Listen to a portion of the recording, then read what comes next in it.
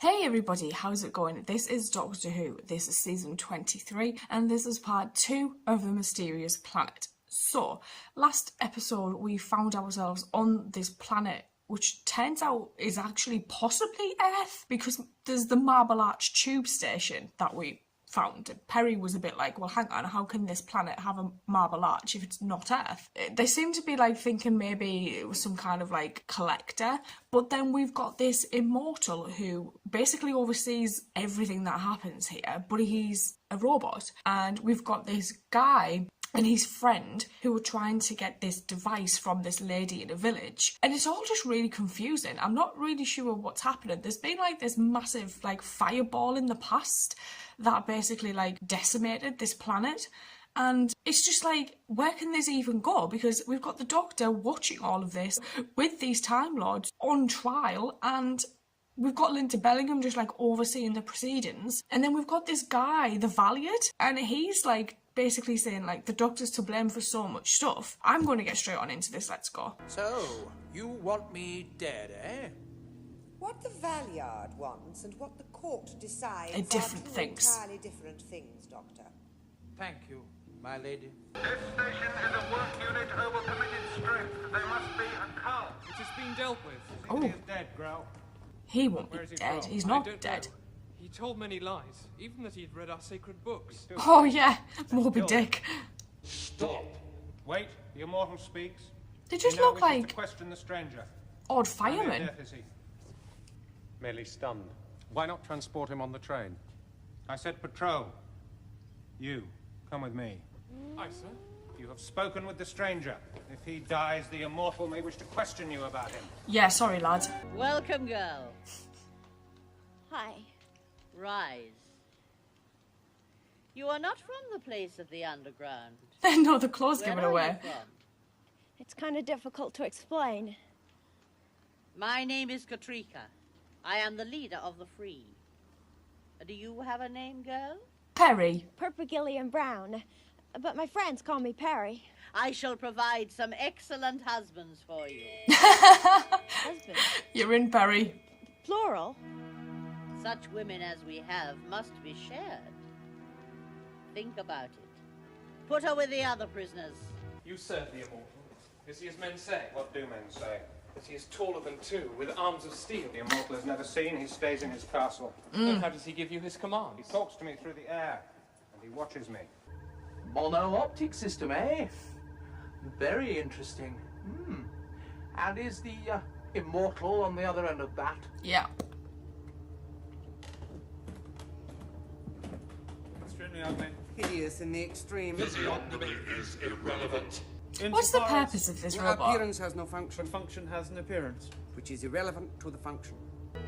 Those two remind me of the annoying twins from the Twin Dilemma. Seems we have a pretty visitor. I'm beginning to feel better already. Sabalom Glitz, my dear, and this youth with the vacuous expression of This the youth. contract mind is Dibber. When we first saw you, Perry, you were not alone. That's right, you were with a dilly in a long coat. But you disappeared down the tunnel before. Before we could leap forward and make your acquaintance, eh? Or Dibber? kill you. Yeah, that's it. Where is your friend now? The doctor. Oh, he's probably still down there. For Time Lord, he's not very good at keeping time. The Doctor is a Time Lord. Come with me. Oh god. I just thought that was a window.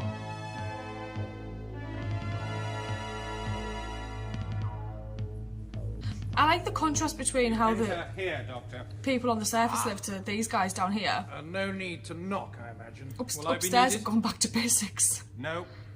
Lucky old you. When you are in the immortal's presence, you will cast your eyes to the ground. Oh. It is forbidden to look upon him. He's going to do it Doubtless anyway. your body will be returned to me before this day is out. Oh, Murdine, why don't you just push off and guard some trains, eh? Oh, dear lady. I knew once you'd had time to consider. Be silent! I have studied the fires. And there is anger in them. Your intention to steal our great totem. Oh no, not Perry's. Only a sacrifice in the flames will propitiate the gods. Not Perry. All of us. No, only you are the chosen one, Sabalon Glitz. Me? Are you insane? I'm wanted in 6 different galaxies for crimes you couldn't even imagine. Do you think an old hag like you can bring me down? The pyre is being built. You will be brought when your time is due.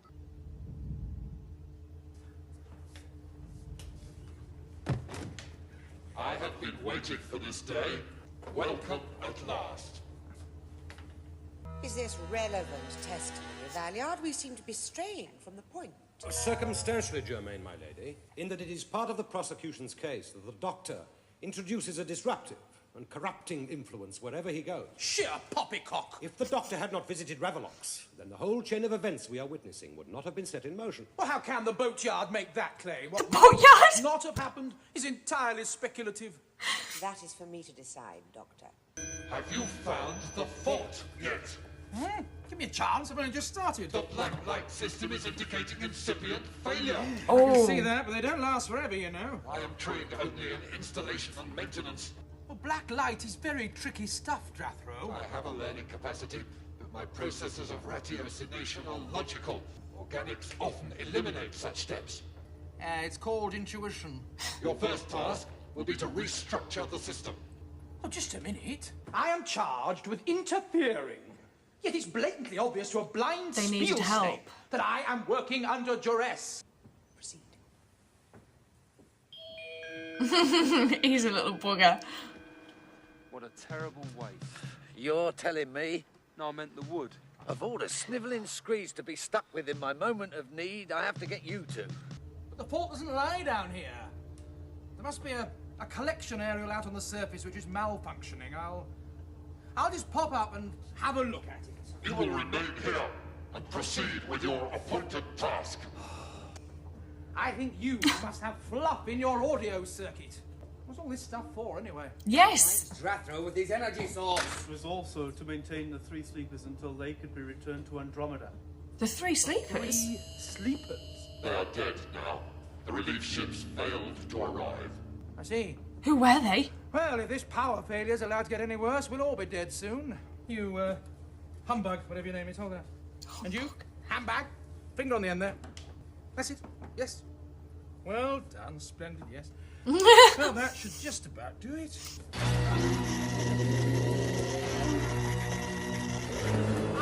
Oh. As if that worked. Ready? Oh, I thought she was going to fall over then. Well done, Dibber. Take this. Always keep something up your sleeve, eh, Dibber? I want you to conceal yourself in some muddy crevice while Perry and I lead off the hunt. How dare you! Forgive me, but the prisoners have escaped. Take this! Lead the young men and the hunting party! They must not escape!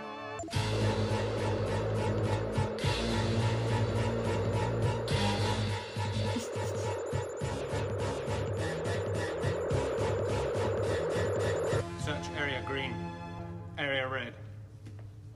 Quiet. Should we not search for the doctor? Quiet. Listen to me carefully. You are a clever man. I am the reader. People like you are needed on the surface. I will direct you there. The surface? But nothing lives there. The fire... I said, listen. There is no fire. There has been no fire for hundreds of years. Yes. It is the only place you will be beyond the Immortals' reach. Do you understand me? But what shall I do, Merdina? How will I live? You will find... How long has he been sneaking people out? From the Immortal. If the Immortal discovers this, you will die. Yes. Why do you risk your life, Merdine? I am sick of the Cullings, but I have to be careful. I think Grell already suspects. But what will you do? Find the Doctor and send him to you. Grell's right there.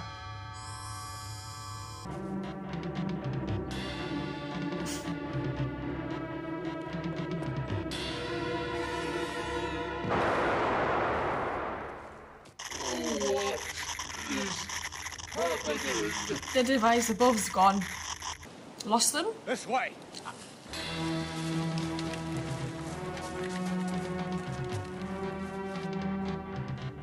Oh! Whoops! Wait, Doctor. We mean you no harm. Did the last time we met? Yeah. Things have changed. And let me pass. I have to get out of here. Take Balazar with you. But, it's all right. What will you do? I must stay and help others. I should be careful if I was you. There's a robot following me who isn't in a very friendly mood. Would you help us, Doctor, to crush the Immortal's power? Yes, perhaps. This is another prime example of the doctor's interference. You will note that he was in a position to free himself of the situation, yet deliberately chose not to. I was trying to help. Yeah. Surely even a blockhead like you can see that. I think we should reserve judgment until the end of the sequence. I agree. Oh, I knew she wouldn't still be here. That girl can't obey an order. She was kind of taken.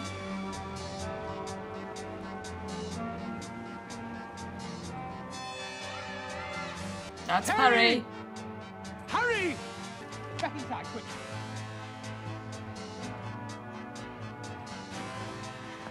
In you go. Did you do the job, my boy? Of course.